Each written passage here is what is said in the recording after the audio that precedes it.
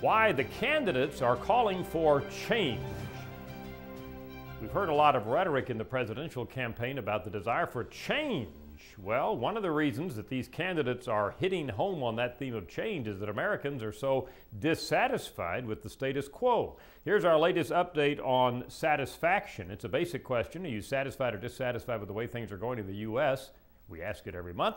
Current numbers for January, 24%. That leaves 3/4 of Americans essentially saying they're dissatisfied. That number is not an all-time low. It was at 20% last fall, and it was below that down in the teens at a couple of points previously in Gallup history, but it's pretty low.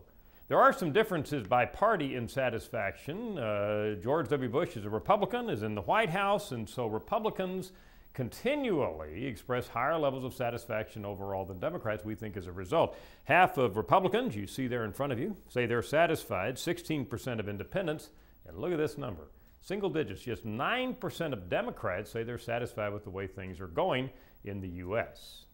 People ask us, why are Americans so dissatisfied? Let's look at our January results when we ask, what's the most important problem facing the country?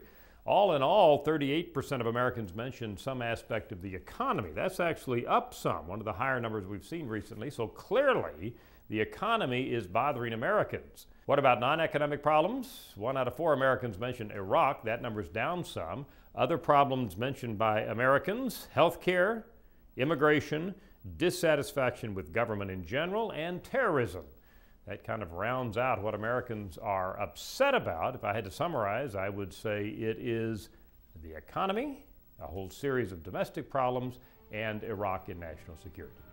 I'm Dr. Frank Newport, Editor-in-Chief of the Gallup Poll.